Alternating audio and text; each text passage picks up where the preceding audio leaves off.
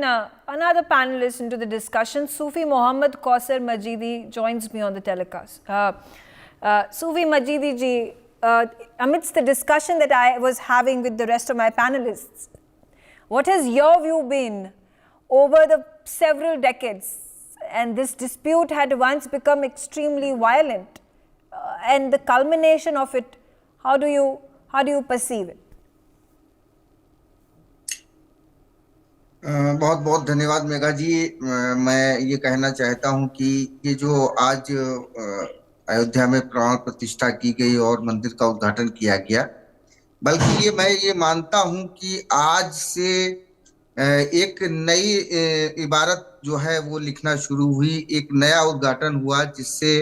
इन दो समुदाय, जो भारत के दो बड़े समुदाय हैं, हिंदू और मुसलमान, इनके बीच में जो तलखियां थी, जो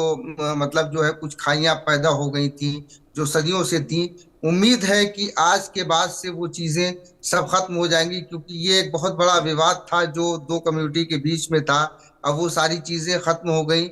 मुसलमानों ने भी उसको बखुशी तस्लीम किया, और बल्कि एक बहुत बड़े तबके ने इसको तस्लीम किया है, और बाकी कुछ तो लोग अपनी बात कहते ही रहते हैं। वो एक आइडियोलॉजी जो जिन्ना अपने पीछे छोड़ करके चले गए थे, मुस्लिम लीडरशिप वाली, वो आइडियोलॉजी तो हमेशा इस चीज का, हर उस काम का विरोध करती है जिससे हिंदू और मुसलमान नजदीक आए। और वही वो आइडियोलॉजी थी जिसने सबसे बड़ा विभाजन जो इस देश को दिया आजादी के बाद, शाहबानों वाले मामले में, जिसने सुप्रीम कोर्ट के निर्णय को पलटाने में उसको जो है निर्णय को अपास करके एक नया कानून बनाने के बाद जो देश में माहौल हुआ था, उसी माहौल से धीरे धीरे धीरे धीरे धीरे बढ़ता हुआ एक बहुत बड़ी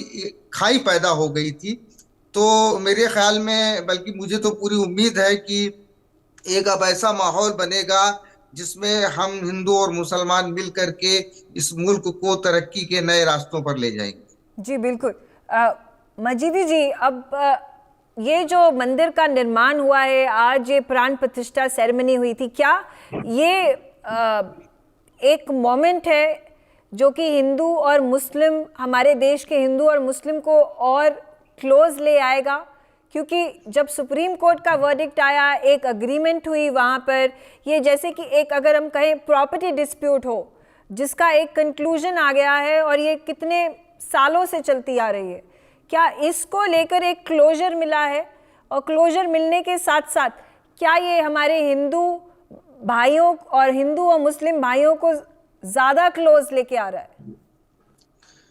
यकीनन अगर इसमें से थोड़ी सी सियासत अगर खत्म कर दी जाए तो ये एक बहुत महत्वपूर्ण अवसर है कि हम एक नई दिशा में आगे बढ़ सकते हैं। क्योंकि जहां तक सवाल जो संपत्ति विवाद का था, वो विवाद केवल वही एकमात्र विवाद था जो संपत्ति का विवाद था, वरना मर्यादा पुरुषोत्तम श्री रामचंद्र जी के बारे में कोई भी विभेद किसी भी संत में या किसी भी जो गुजरे हुए हैं, चाहे आप रहीम को पढ़ लें या और दूसरे किसी शायरों को पढ़ लें, या अभी हाल में ही डॉक्टर शकील आजमी साहब ने जो रामायण पर लिखा है आप उनको पढ़ लें, और जो लिटरेचर लिखा गया है, उर्दू में लिटरेचर लिखा गया है और जो है दीगर जबानों में लिटरेचर जिनको मुस्लिम्स ने लिखा। मैं तो किसी बुद्धिजीवी को धर्म के दायरे में लाता नहीं हूँ, लेकिन चूंकि अब चर्चा इसी बात पर है, हिंदू और मुसलमान पर, तो जो मुस्लिम बुद्धिजीवियों ने जो लिटरेचर लिखा है, जो साहित्य लिखा है, उस साहित्य में किस तरीके से मर्यादा पुरुषोत्तम श्री रामचंद्र जी को एक आदर्श माना गया, और वास्तव में वो आदर्श हैं भी। क्योंकि कोई भी आज, जब दुनिया भर में हमेशा से सत्ता के लिए